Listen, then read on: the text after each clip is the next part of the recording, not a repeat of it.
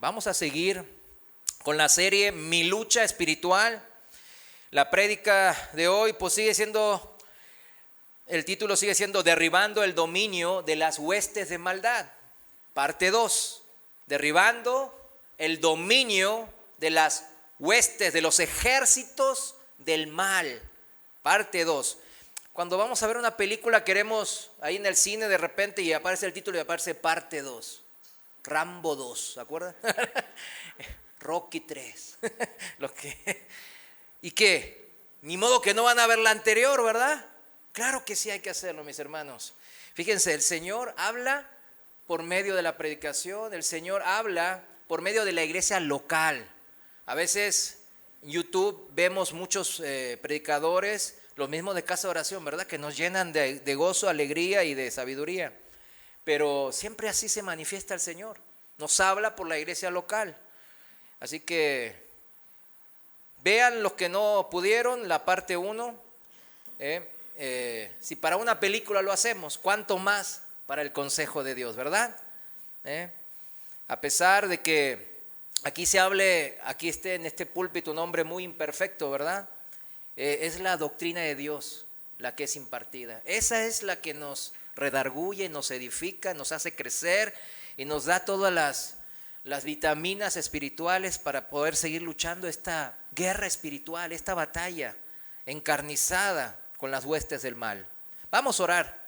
Señor, gracias te damos en este día porque nos has permitido venir aquí a tu congregación, mi Dios, a tu iglesia, para poder humillarnos ante ti, Señor, abrir nuestro corazón y estar atento a tu palabra, a tu sabio consejo, Señor. Ayúdanos, Señor, guíanos en el nombre de Jesús. Amén. Vamos a Efesios capítulo 6, versículo 10. Vamos a dejar a donde más o menos terminamos la vez pasada, pero vamos a hacer un repaso, vamos a decir así. Efesios 6:10 dice: por lo demás, hermanos míos, fortaleceos en el Señor y en el poder de su fuerza. Vestíos de toda la armadura de Dios para que podáis estar firmes contra las acechanzas del diablo. Porque no tenemos lucha contra sangre y carne, sino contra principados, contra potestades, contra los gobernadores de las tinieblas de este siglo, contra huestes espirituales de maldad en las regiones celestes. Por lo tanto, tomad toda la armadura de Dios para que podáis resistir en el día malo y habiendo acabado todo, estar firmes. ¿Cuándo acabamos todos, mi hermano, mi hermana? ¿Cuándo se termina esta lucha espiritual? A veces decimos, ay, por favor, ya. ¿Cuándo? Cuando muera o cuando Cristo regrese por nosotros. Mientras tengamos vida, como dicen aquí en México, mientras Dios nos preste vida, ¿verdad? Hasta los no creyentes dicen eso. Yo, pues ¿a poco no era que no era creyente? Mientras Dios me preste vida, bueno.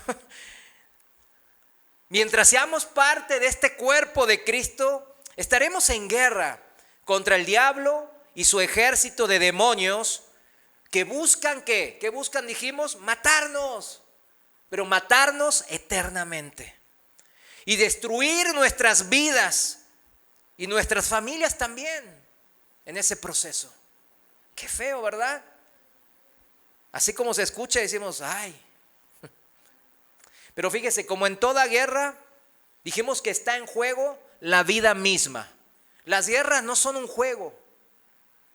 Lo que sí está en juego es mi vida. El apóstol Pablo bien lo sabía y así él lo expresaba en 2 de Timoteo 4:6.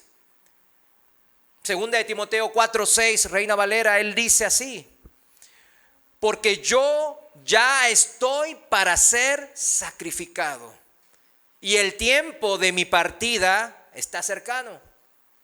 Dios le había dicho, le había hablado que hasta allí llegaba su ministerio y también su vida en ese cuerpo, ¿verdad? Iba a ser ejecutado. Los romanos le iban a ejecutar. Dios le reveló el tiempo de su muerte. Pero a nosotros, mis hermanos, no es tanta la diferencia. También se nos ha dicho que nuestro tiempo aquí en la tierra es que limitado. Si hay un principio, hay un fin. Nacemos y morimos. Somos seres mortales, finitos. ¿Cuántos aquí dicen, no, yo soy inmortal? A ver, levante la mano para aprender de él. No, ¿verdad que no? Tenemos un tiempo entonces determinado en el cielo por el Señor, de vida aquí en la tierra. Algunos ni nacen ni mueren. Otros, como mi abuelo, pues vivió 97 años. Por el papá de la hermana, 92, que hace poco se fue con el Señor. Bendito Dios. Así es esto. El Señor sabe nuestro tiempo. ¿Por qué no le oramos al que sabe todo, verdad?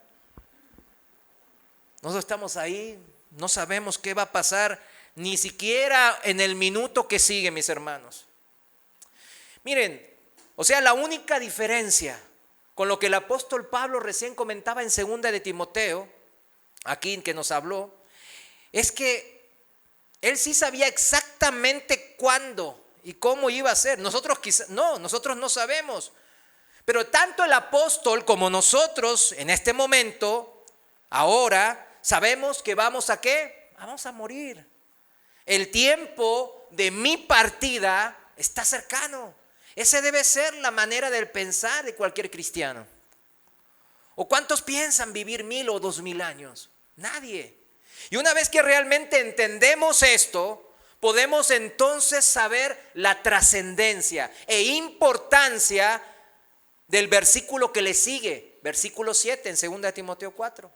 He peleado la buena batalla y acabado la carrera, he guardado la fe. Ahora sí lo podemos entender. En este aspecto, en este contexto de saber que nuestra vida está determinada, que tiene un fin. Estamos firmes como Pablo cuando en verdad luchamos. Mientras tanto, mientras Dios nos preste vida, luchamos la buena batalla de la fe, de permanecer creyendo de que Cristo es suficiente. ¿Para qué? Para mi salvación, para mi vida, en todos los aspectos, hasta el más insignificante aspecto, mis hermanos. ¿Qué es estar firmes? ¿Qué es estar firmes? Sino el aferrarnos a Cristo, a su palabra, a pesar de cualquier circunstancia difícil que uno esté viviendo. No importa. Esto afirma que el apóstol Pablo, lo que afirmó recién en 2 de Timoteo 4, no se puede entender sino solamente en un contexto de perseverancia, de perseverar en confiar en el Señor a lo largo de toda mi vida, de ese tiempo determinado que me dio el Señor, y a través de cualquier situación y dificultad que se me presente en esta vida, cualquiera. Yo sé que alguno por dentro podría pensar, hermano, usted no sabe lo que he vivido. Usted, si sufriera o si hubiese vivido lo que yo he sufrido, lo que yo he pasado. Y yo conozco muchas cosas tremendas aquí entre ustedes, en sus vidas. Ahí de metiche estuve, ¿verdad? Pero, y a veces yo me acongojo y digo, wow, si yo fuese el hermano o la hermana, ¿podría soportar eso? Y a veces digo, híjole, Señor, dame fuerzas. Y dale fuerzas a la hermana. Y yo me glorío en el Señor por la vida de esa hermana, de ese hermano, que pasó una experiencia tremenda, ¿verdad? Pero aquí está, aquí está.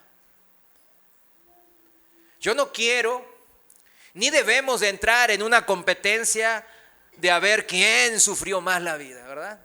Ahí cuando jugaba rugby, no sé si conocen ese juego, pues siempre nos lastimábamos, ¿verdad? Porque es como el fútbol americano, pero sin nada, ¿verdad? Siempre nos cortábamos. Y me acuerdo siempre en el tercer tiempo nos íbamos a las duchas así y siempre, ay, mira, yo tengo 3.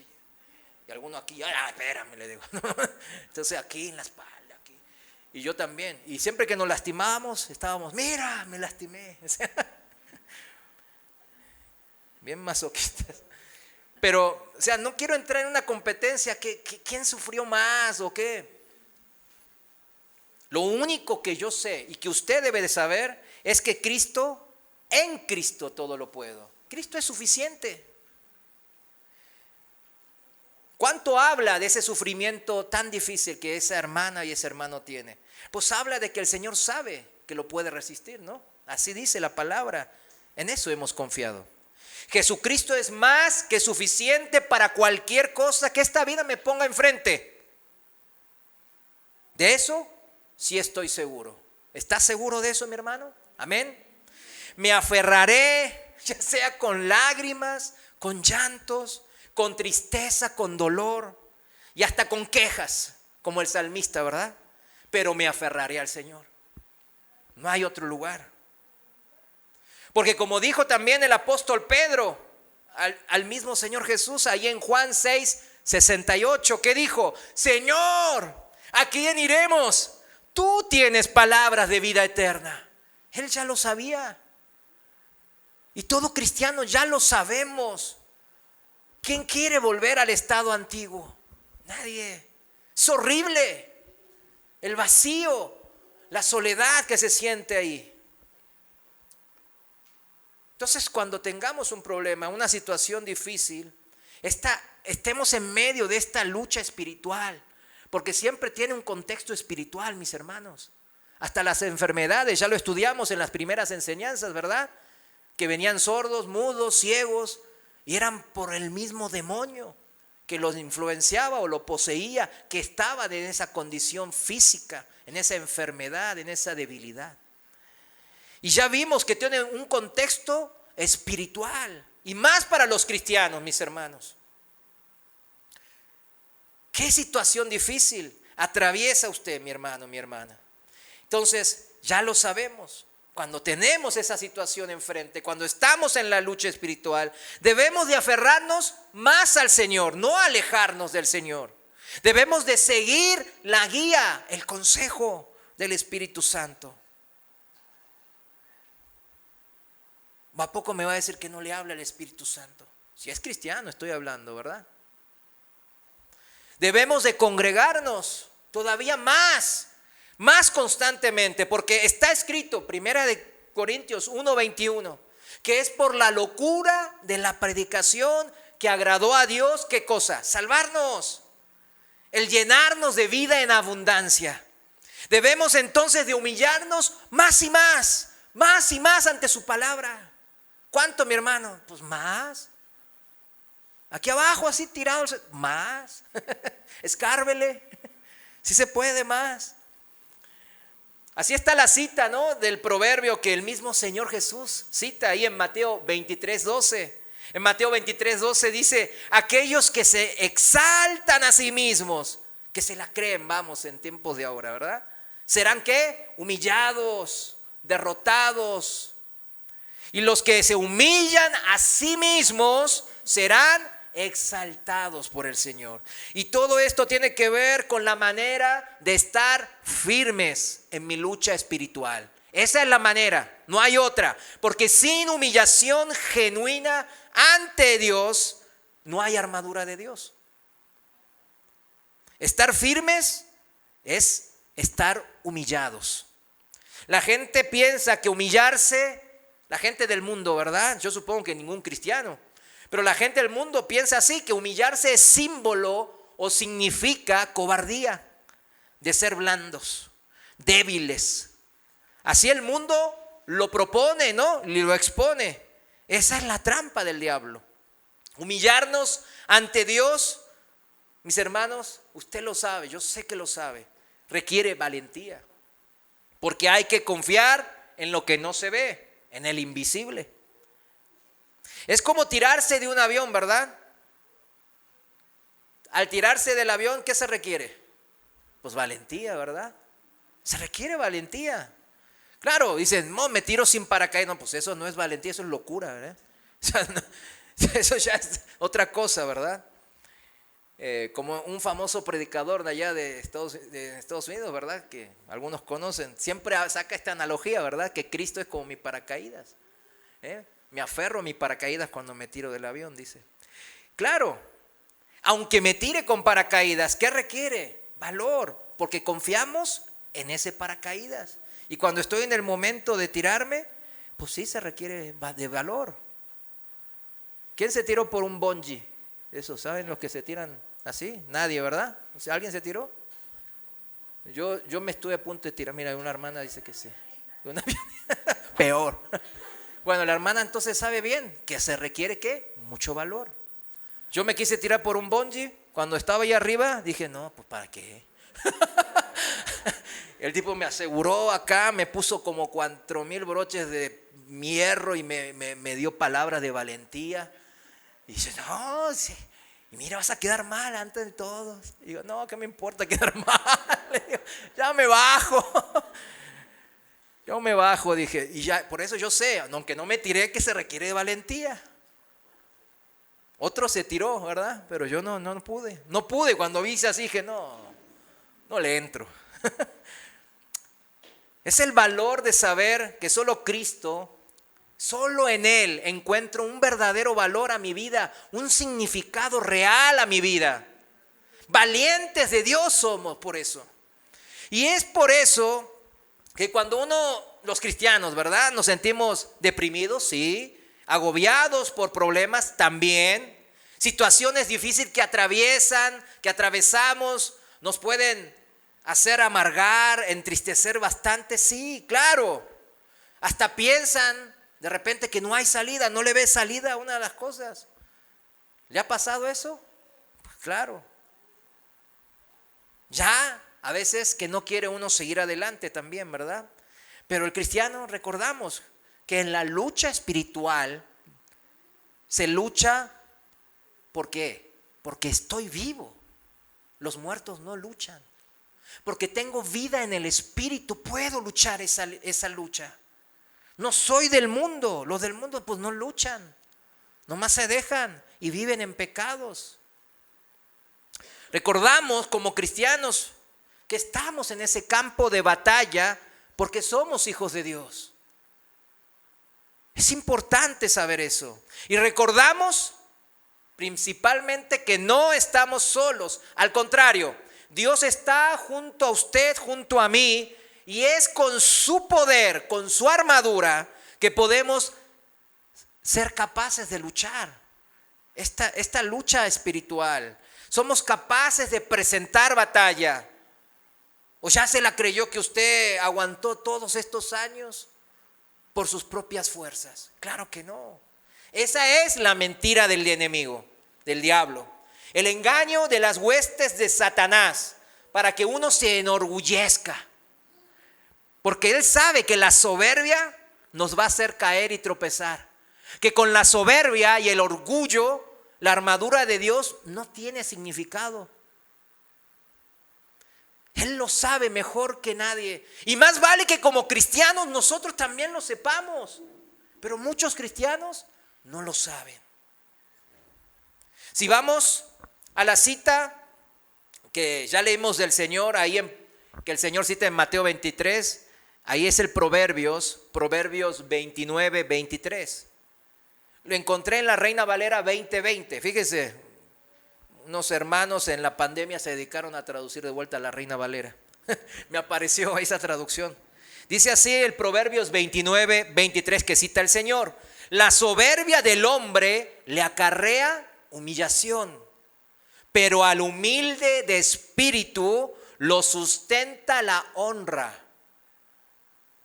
Una y otra vez lo menciona el Señor en su palabra, mis hermanos. Esta palabra que acabamos de mencionar es una de las más que se repiten en la Biblia. ¿Por qué será? Mateo 23, 12, para los que anotan. Lucas 14, 11. Lucas 18, 14. En la parábola famosa aquel del fariseo y el publicano que se van a orar, ¿verdad? Lucas 18, 14. Ahí también. Los proverbios, el que acabamos de leer, 29, 13, Proverbios 11, 12, Proverbios 13, 10, 15, 33, 16, 18 al 19 y capítulo 18, versículo 12. Fíjense, todos estos proverbios se los comento para que los que anotan lo lean y hasta en diferentes versiones. Van a ver que Dios les habla. Es la misma frase, pero diferentes maneras. Y aún desde la antigüedad, en las naciones que no era la nación hebrea, sabían de este proverbio, mis hermanos. Ahí en el libro de Job 22, 29, libro de Job, capítulo 22, versículo 29, lo voy a leer en palabra de Dios para todos. Dice así: cuando alguien se humille, tú, o sea, señalando al Señor, le dirás: levántate, y Dios salvará al más humilde, dice esta traducción. Qué bonito. O sea, Eliud, que era la persona que dice esta frase aquí en el libro de Job, no era un hebreo, era del tiempo de los patriarcas, de Abraham, de Isaac, y era del oriente. O sea, ellos también sabían esto. Salmos 18, 27, todo el Salmo 75, léalo. Isaías capítulo 2, versículos 11 al 17, cuando el Señor habla de aquel día de la tribulación final y habla de los soberbios que les va a dar. Isaías 57, 15, y vamos a leer Isaías 57, 15, como dice. Escuche bien, mis hermanos. Isaías 57, 15 dice: porque así dijo el alto y el sublime, el que habita la eternidad, y cuyo nombre es el Santo. Yo habito en la altura y la santidad, y con el quebrantado y humilde de espíritu, para hacer vivir el espíritu de los humildes y para vivificar el corazón de los quebrantados. En la traducción viviente dice: el alto y majestuoso que vive en la eternidad. El santo dice: yo vivo en el lugar alto y santo, con los de espíritu arrepentido y humilde. Restauro el espíritu destrozado del humilde y reavivo el valor de los que tienen un corazón arrepentido. Fíjense, ¿en dónde habita el Señor, el santo y sublime? Habita en su trono de gracia, ¿verdad? Pero también dice que habita en todos los que se arrepienten y en todos los que se humillan de corazón ante el Señor. Podemos vivir junto a Cristo cuando tenemos este corazón arrepentido y humilde. Recuerde, la humildad, el arrepentimiento, que tiene que ver muchas veces con el saber perdonar. Porque cuando uno perdona de verdad, no lo hace en soberbia. Tiene que humillarse y mucho, ¿verdad?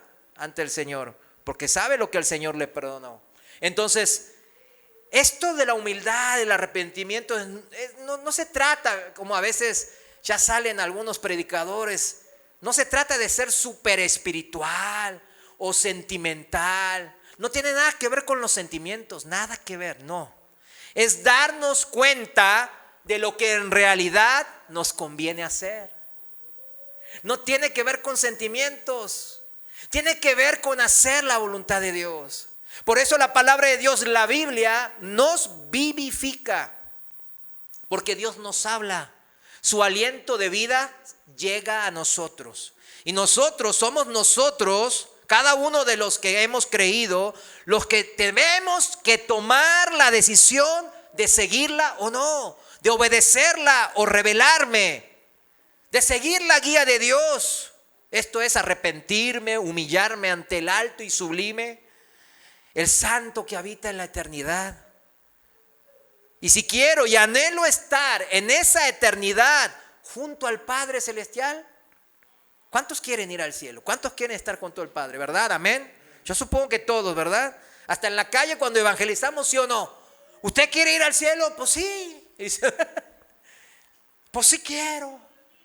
Pues no es por querer, no es por sentimientos o por una convicción propia. Todos responden yo sí quiero. Pero si quiero estar en la eternidad, en esas mansiones celestiales que el Señor prepara para sus hijos, yo debo de vivir con Él, por Él y para Él ahora. No después, ahora. Es ahora. No caigamos en el engaño de Satanás. Esta es justamente la batalla y la lucha espiritual, que él nos tira del engaño. Ya lo aprendimos la semana pasada. Hace su ardid, su parodia, para engañarnos de que viva como vivan, sin importar cómo viva. Dios es bueno, Él es puro amor, que es cierto, ¿verdad? Pero verdades a medias, mentiras completas. Verdades a medias son mentiras enteras. Dios le importa y le importa mucho lo que hacemos en esta vida. De eso hablamos hace unos miércoles, ¿verdad? Los que podemos venir los miércoles. Claro que le importa. Si constantemente en la Biblia dice cómo nos va a evaluar el Señor, por lo que hacemos. Que muchos confunden, no, entonces la salvación es por lo que hacemos. No. La salvación es por confiar en lo que Él hizo. Él hizo, ¿quién? Jesús, ¿verdad? El Señor. Pero ahora, con su Espíritu Santo, con la conciencia y el Espíritu de Dios, con la armadura de Dios, ¿cómo decir que no? Es que no tengo fuerzas para seguir lo que Él pide. Me gana mi cuerpo, mi carnalidad. Esas son excusas. Son excusas muy simplistas. A Dios le importa y le importa mucho. Él dice, juzgará por sus obras a todos. Por eso es ahora que debo de pelear la buena batalla de la fe, como Pablo. No después de que se acabe mi carrera de la vida, de que esté ya muerto. No, ya cuando esté muerto, pues ya ahí voy a ver qué hago. No, pues no. Es ahora el tiempo de salvación. Midamos, mis hermanos, en humildad nuestra temperatura espiritual. Si está frío, ¿por frío quién están? Los muertos. Los muertos están fríos. Si está tibia mi temperatura espiritual, pues todavía hay esperanza. Tiene vida. Y es necesario que esa vida no la tenga así en la tibieza, sino en la abundancia. Que viva el poder de Dios, que se ponga la armadura. Si mi temperatura espiritual está caliente, lleno del fuego del Espíritu Santo, es porque Dios ya está viviendo con usted. Ya está viviendo con usted.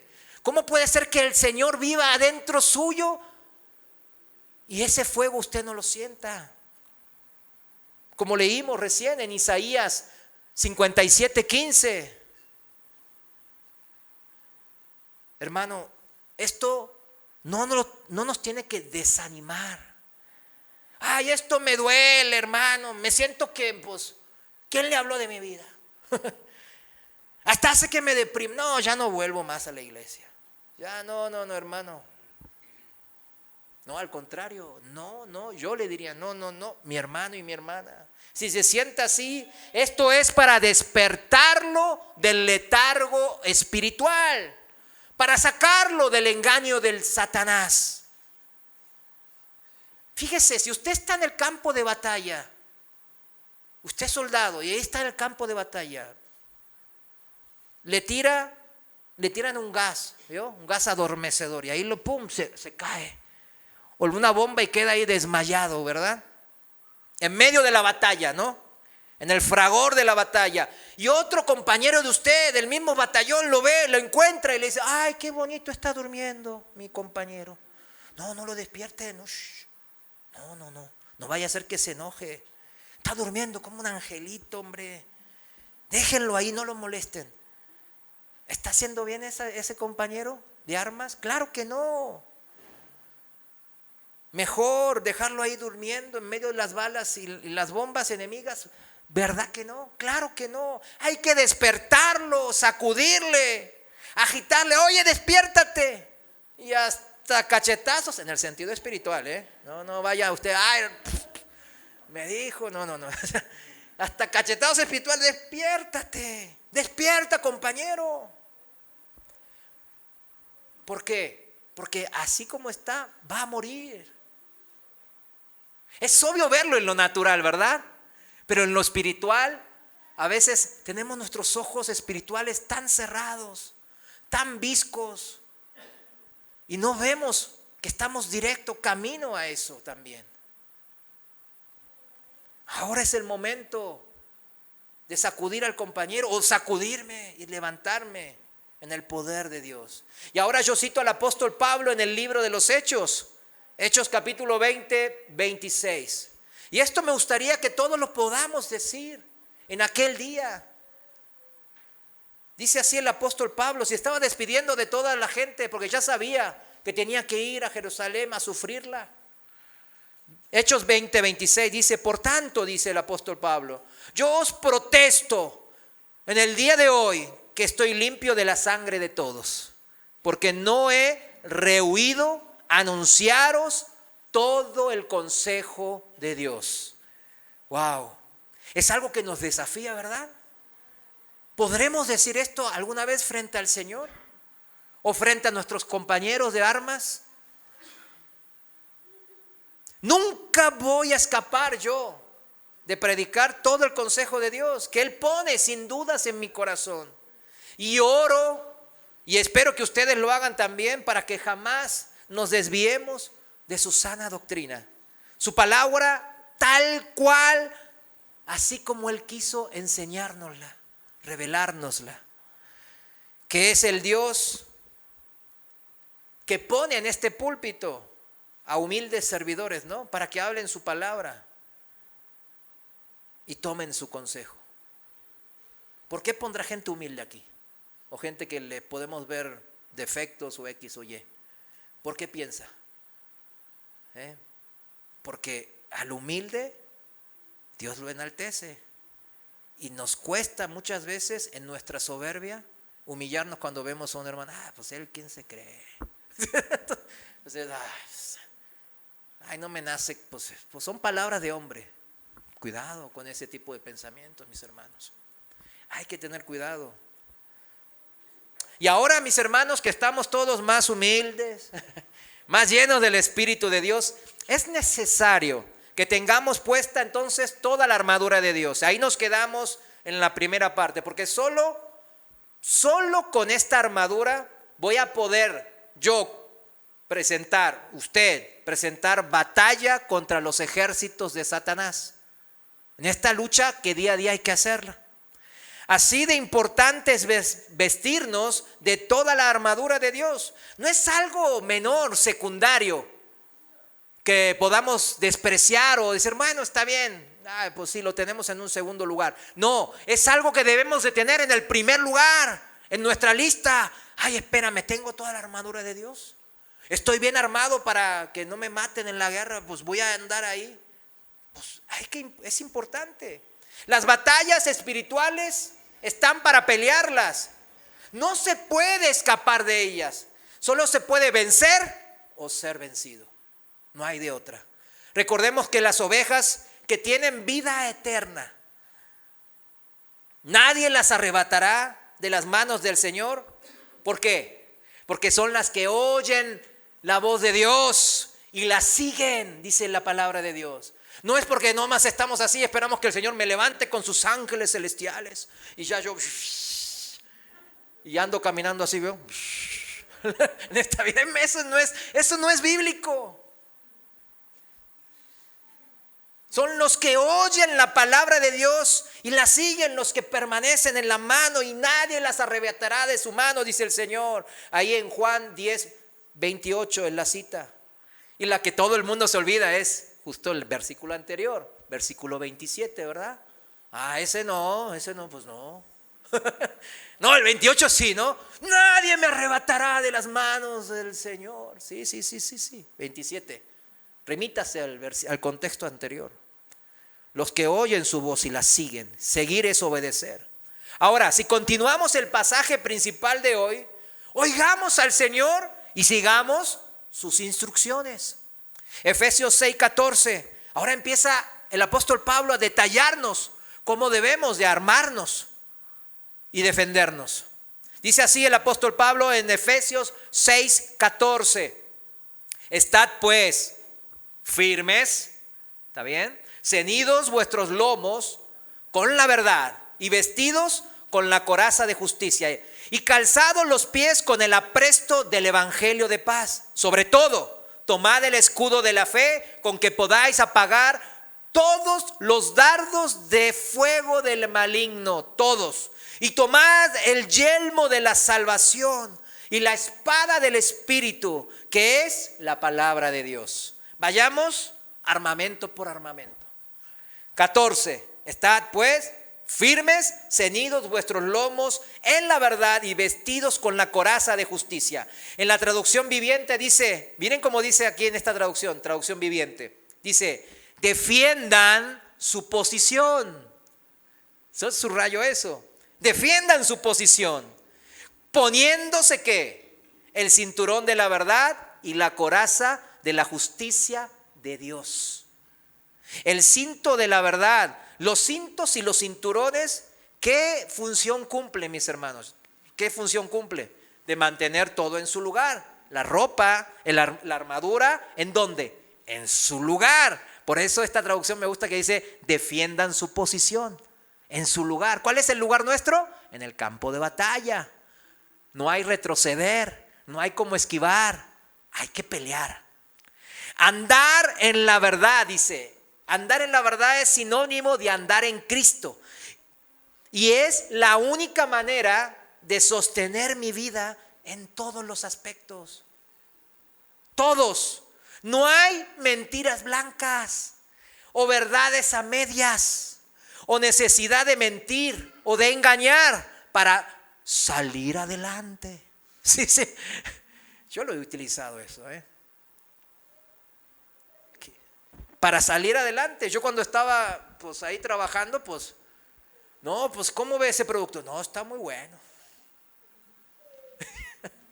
Pero no, pues tiene algunas, no es de piel, pero pues sí aguanta, Pues yo qué sé si aguanta.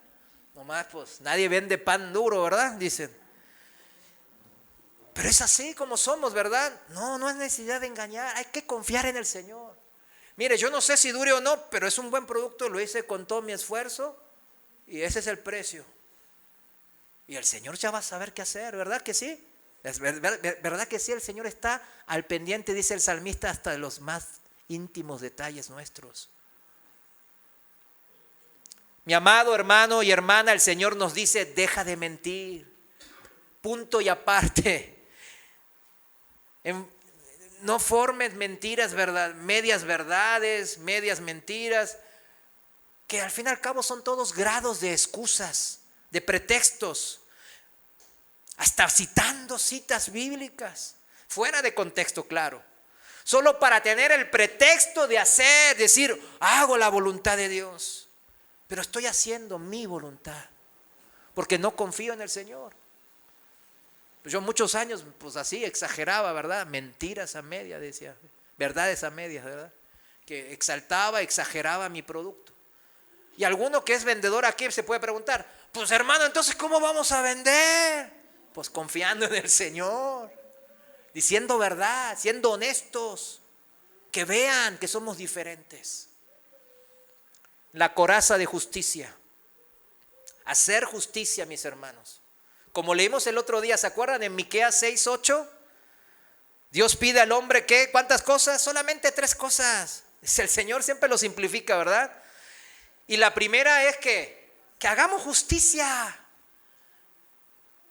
¿Eres cristiano? Dios te regaló la vida eterna.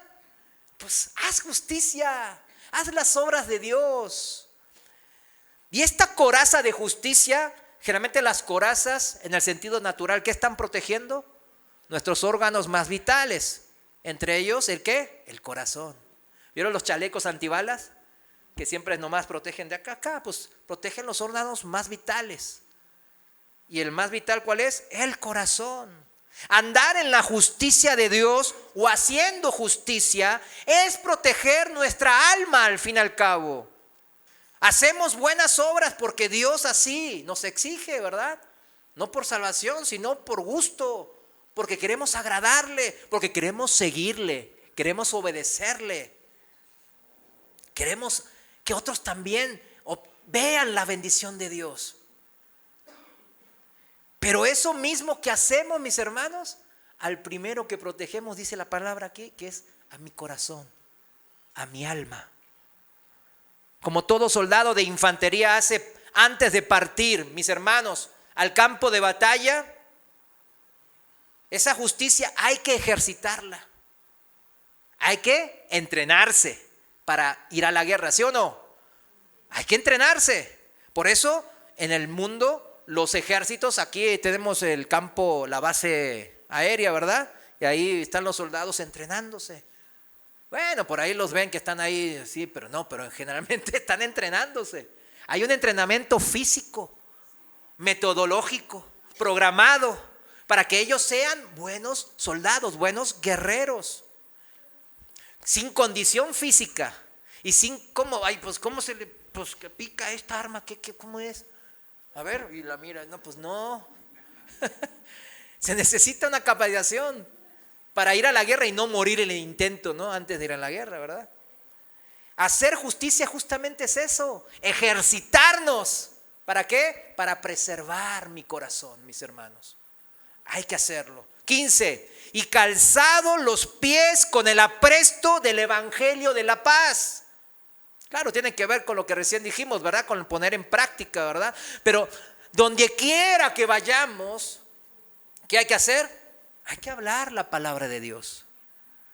No avergonzarnos de Cristo. Wow. Lucas 9:26. Lucas 9:26 dice así. Versículo 26. Porque el que se avergonzare de mí y de mis palabras, de éste se avergonzará el Hijo del Hombre cuando venga en su gloria. Y en la del Padre y de los santos ángeles. O sea, mis hermanos, aquí está bien claro, ¿verdad? No debemos de avergonzarnos de predicar la palabra de Dios. No se callen. Dios los puso ahí. Cuando hay que hablar palabra, hay que hacerlo, mis hermanos. Usted es una herramienta para el Señor, para predicar estas buenas nuevas de salvación. No hay que callar. Cuando uno empieza a callar, el diablo hace estragos en mi vida. ¿Por qué? Porque me estoy avergonzando del Señor y de su palabra, como dice aquí en Lucas 9:26. Efesios 6:16. Sobre todo dice, tomad el escudo de la fe con que podáis apagar todos los dardos de fuego del maligno. Sin fe, nadie puede ¿qué? Agradar a Dios.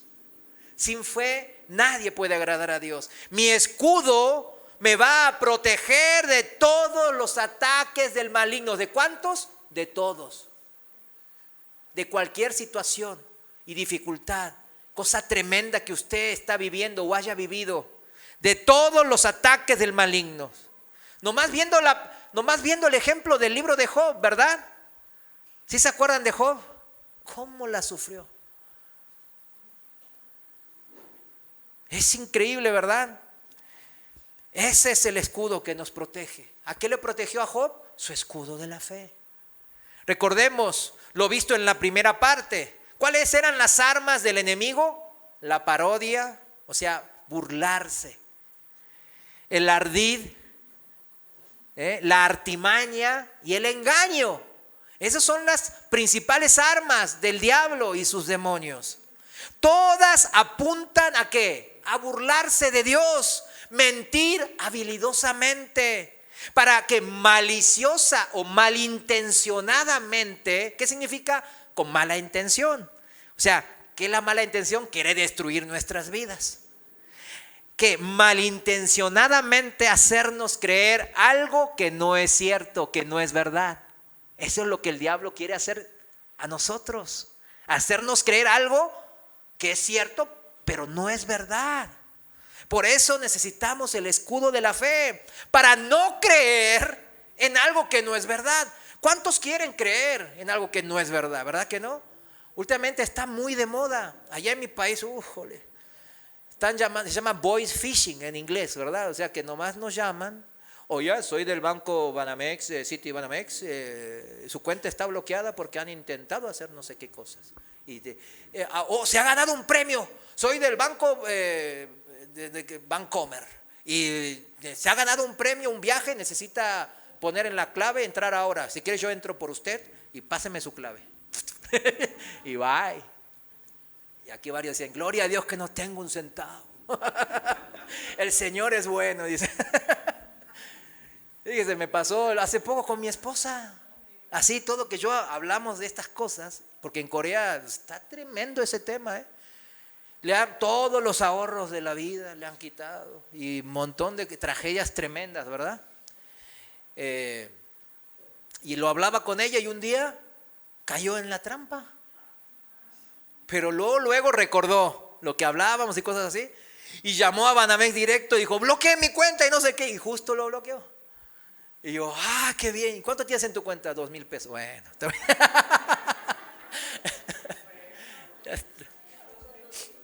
2,000 pesos son 2,000 pesos, ¿verdad? Pero hicimos un relajo. ¿Y cuánto tenías? No llegaba a 2,000, pero digo, bueno, está bien. Pues gloria a Dios, ¿verdad? Pero fíjense, o sea, todo el tiempo están haciendo, el voice phishing, ¿qué es? Hacernos creer algo que es mentira, que es cierto, ¿verdad? No, sí es verdad que soy del banco y es verdad que se gana el premio, es verdad que le vamos a dar este beneficio, esta tarjeta nueva a 0 intereses, le vamos a dar este carro y con este crédito que a 2% anual, yo qué sé, así están. ¿Cuál es la zanahoria? Pues el amor al dinero generalmente, ¿no? Pues ese es el tema, ¿no? Por eso, mis hermanos, necesitamos de este escudo de la fe para no creer en algo que no es verdad. Dios no existe, Dios no tiene poder para ayudarnos, Dios no quiere bendecirnos, Dios no me ama, por eso estoy así.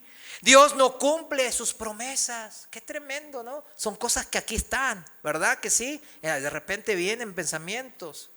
Pero ¿qué dice en Hebreos 11:6?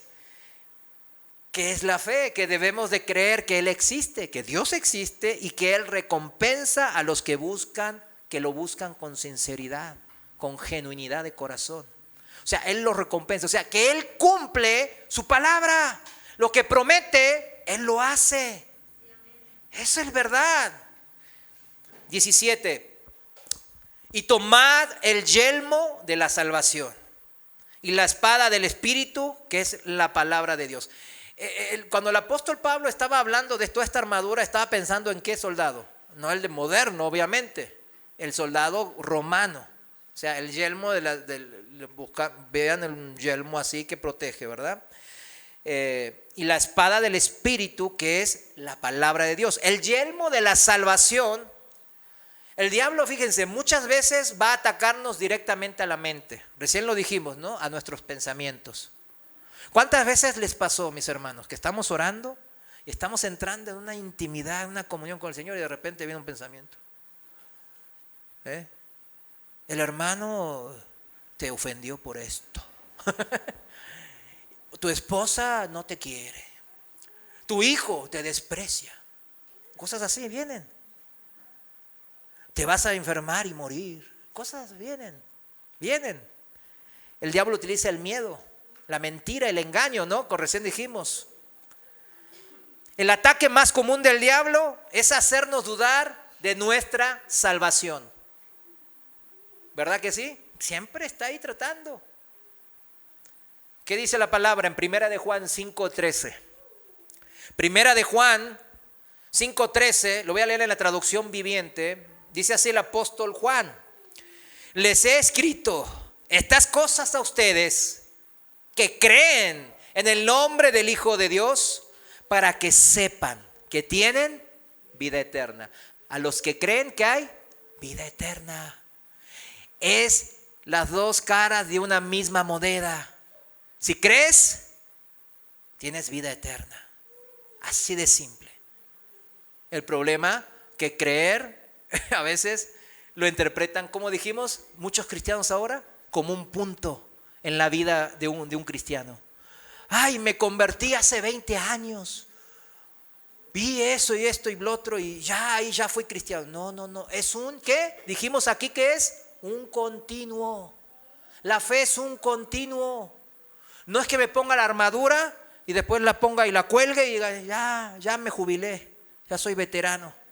No, es pelear la batalla. ¿Hasta cuándo? Hasta morir, o hasta que Dios me llame, o hasta que Dios vuelva. Pero mientras mantengamos esa fe, creer en lo que el Señor escribe, nos muestra, entonces sepan, dice el apóstol Juan, que tienen ¿qué? Vida eterna. Si vemos en la descripción, mis hermanos, son 6 en total de estos armamentos que acabamos de describir, ¿verdad? 6. 5 de defensa o protección, y 1 de ¿qué? De ataque. El único de ataque que falta describir es, ¿qué dijimos? La palabra de Dios. El único de ataque.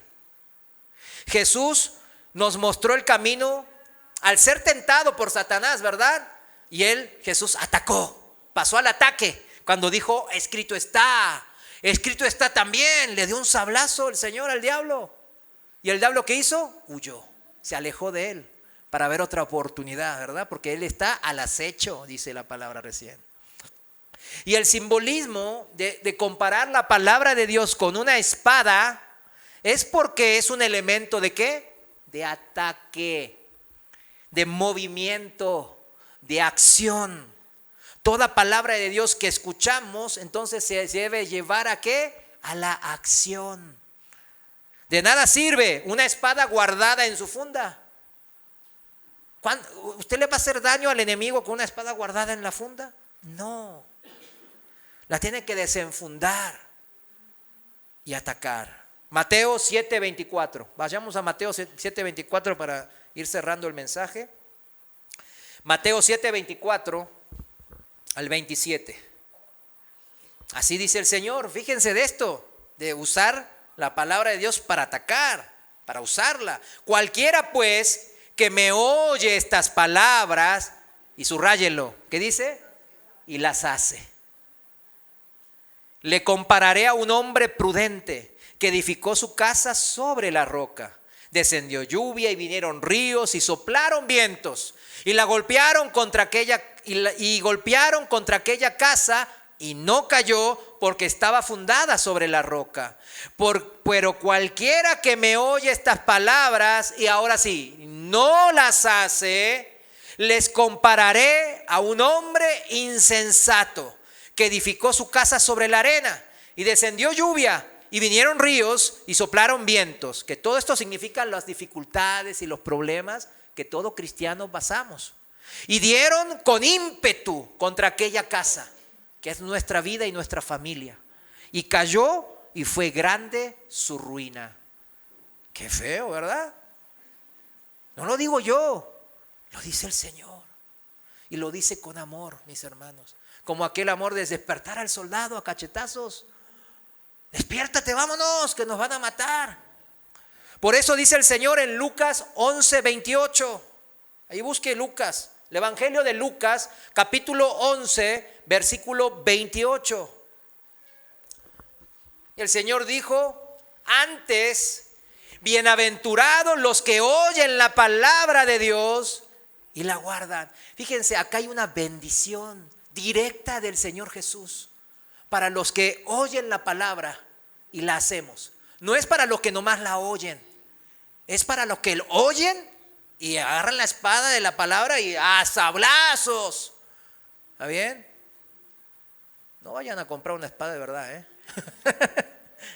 Es espiritual, contexto espiritual, mis hermanos.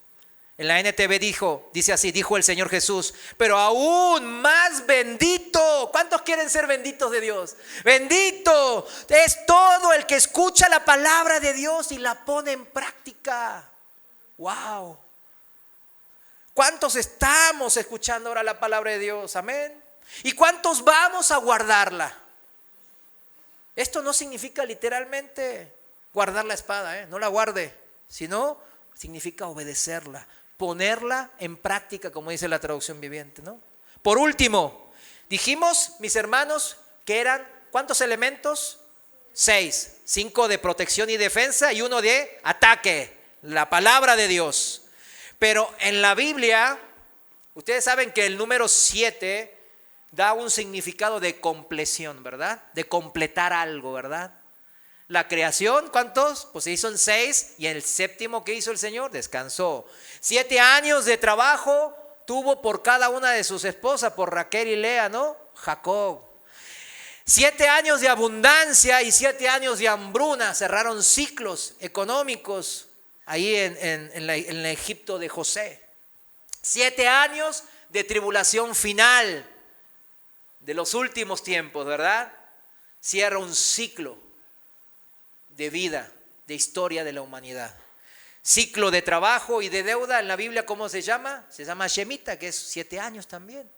7 significa compleción, terminar, completar. Y veamos cómo termina entonces el apóstol Pablo. 7, ¿verdad? En Efesios 6, versículo 18. Dice así la palabra de Dios, versículo 18, orando en todo tiempo con toda oración y súplica en el Espíritu, y velando en ello con toda perseverancia y súplica por todos los santos.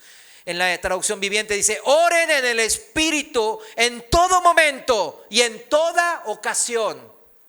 Lo repito, oren en el Espíritu en todo momento y en toda ocasión. Manténganse alertas y sean persistentes en sus oraciones por todos los creyentes en todas partes.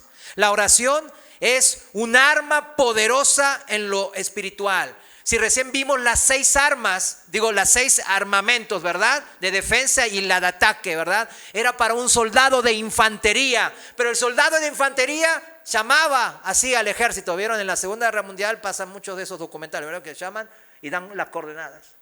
La coordenada es 10, latitud 20, longitud 52. ¿Y después qué pasa?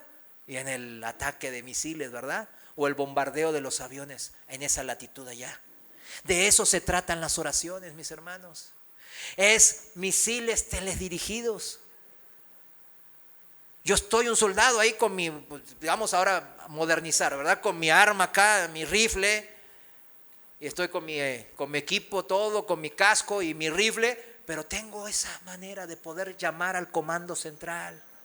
Y decirle, Señor, general, longitud 20, y manda misiles, mis hermanos. Ese es el poder de la oración que ahora Pablo nos está describiendo. En la traducción del lenguaje actual dice, no se olviden de orar y siempre que oren a Dios, dejen que los dirija el Espíritu Santo. Manténganse en estado de alerta y no se den por vencidos. En sus oraciones pidan siempre por todos los que forman parte del pueblo de Dios. Mis hermanos, la oración de intercesión por los otros hermanos que hacemos en cada reunión no es un tiempo muerto, es un tiempo vivo en donde nos comunicamos con el comando central en los reinos celestiales, con el mero, el generalísimo, el alto y el sublime, y a él le decimos, Señor, manda tus misiles poderosos. Porque a ese hermano, a esa hermana le están atacando muy fieramente como fieras, ¿verdad? Estos demonios. Ayúdalo en el nombre de Jesús. Y esos misiles son enviados si hay fe, ¿verdad? Si hay fe.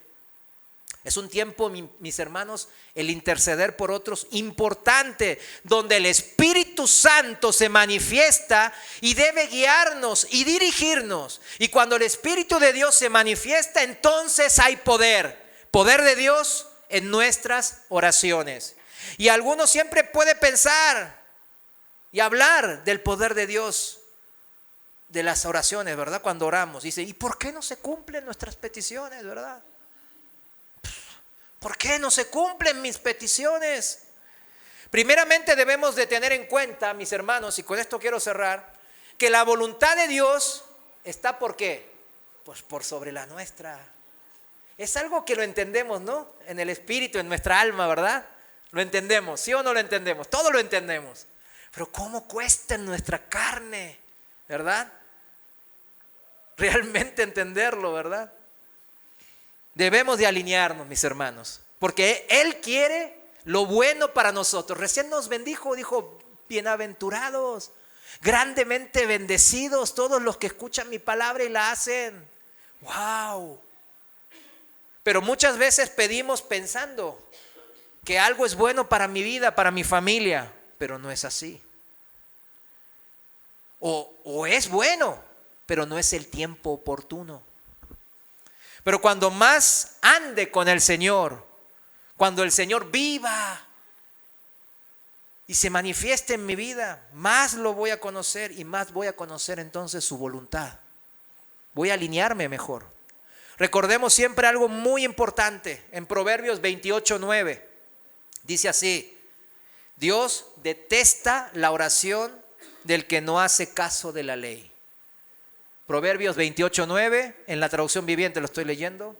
Dios detesta la oración del que no hace caso de la ley. ¿Qué es la ley? Pues la palabra de Dios, ¿verdad? Esa es la ley que nos rige, la Biblia. Y Dios dice que detesta. Detestar dice que no es que lo odie, sino como ayer la hermana Alba envió, ¿no?, uno de los proverbios que a mí me encanta, ¿no?, que es Proverbios 6:16, ¿no? Y lo primero que 7 cosas aborrece, ¿verdad?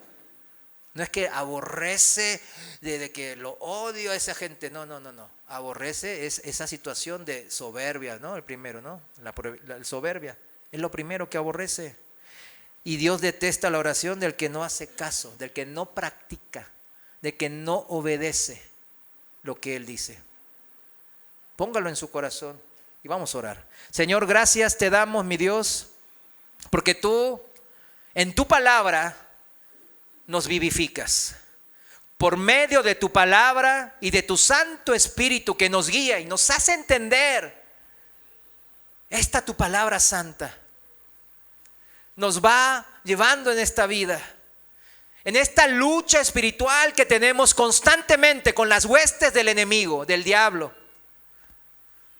Señor, esta lucha es real, esta batalla continúa, Señor, y hay que lucharla. Hay que ponernos toda tu armadura, mi Dios, y empezar a luchar esta batalla, Señor. Perdónanos porque muchas veces no lo hacemos. Perdónanos porque muchas veces pensamos que tú luchas por nosotros. Pero sí, tú luchas por nosotros cuando nosotros ya tomamos tu armadura y salimos al campo de batalla y obedecemos, ponemos en práctica lo escuchado. Parece simple, Señor, pero en nuestra carnalidad, en nuestra debilidad, Señor, muchas veces no lo hacemos y lo confesamos ante ti en este momento, desde lo más profundo de nuestros corazones, Señor. Míranos, mira nuestros corazones, Padre, y ayúdanos. Fortalécenos en ti, mi Dios, y que toda esta armadura tuya, Padre, me la pueda poner y usar y hacer tu voluntad y ser bendecido.